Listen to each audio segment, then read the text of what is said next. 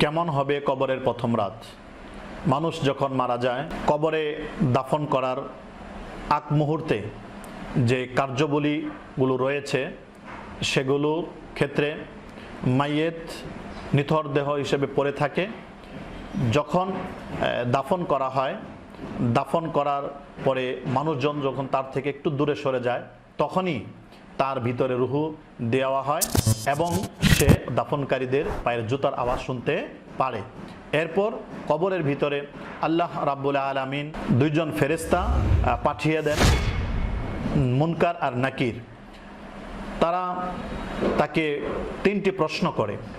এক নম্বর প্রশ্ন হচ্ছে, তোমার রবকে? সে যদি দুনিয়ার মধ্যে সৎ হয়ে থাকে, নেককার হয়ে থাকে, তাহলে সে উত্তর দিয়ে দেয় যে আমার রব হচ্ছে আল্লাহ। দুই নম্বর প্রশ্ন হচ্ছে, তোমার দিন কি? এই ক্ষেত্রে সে যদি জগতের মধ্যে দিনের উপরে অটল থাকে এবং ইসলাম ধর্মের বিশ্বাসী থাকে, সে বলে দিতে পারে যে আমার দিন হচ্ছে ইসলাম, আমি মুসলিম। তিন নম্বর, হুজুর সাল্লাল্লাহু আলাইহি ওয়াসাল্লামের অবয়বকে সামনে রেখে তাকে বলা হয় যে এই মানবকে, যাকে তোমাদের মাঝে নবী বানিয়ে পাঠানো হয়েছিল। সে যদি ইসলাম ধর্মে বিশ্বাসী থাকে, নবী মুহাম্মদ সাল্লাল্লাহু আলাইহি সাল্লামের উপর যদি তার মহব্বত এবং ভক্তি শ্রদ্ধা থাকে, তাহলে সে অবশ্যই সে উত্তর দিতে পারে যে তিনি আমাদের নবী মুহাম্মদ রাসূলুল্লাহ সাল্লাল্লাহু আলাইহি সাল্লাম। যখন এই তিনটি প্রশ্নের সঠিক উত্তর দিয়ে দিতে পারে, তখন আল্লাহ রাব্বুল আলামিন ফেরেশতাদেরকে ঘোষণা দেন যে আমার এই বান্দার জন্য জান্নাতের বিছানা তার কবরের মধ্যে বিছায়া দাও এবং তার কবরকে প্রশস্ত করে দাও এবং জান্নাতের নাজ নিয়ামতগুলো তার কবরের সাথে সংযোগ করে দাও।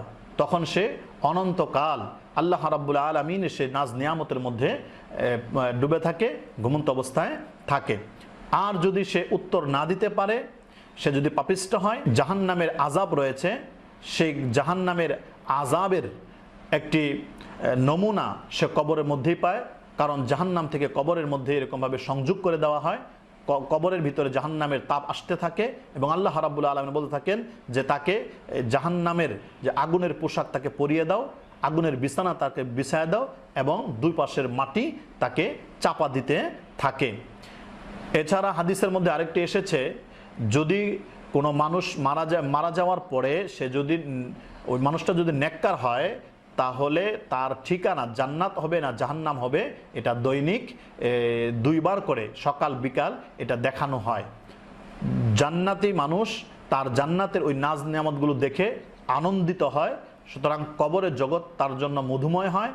আর যদি সে পাপিষ্ঠ হয়, তাহলে তার ঠিকানা জাহান্নাম তার সামনে তুলে ধরা হয়। কবরের আযাব এটা সত্য, এটা বিশ্বাস করা, এটা ইসলামিক অন্যতম একটি বিধান।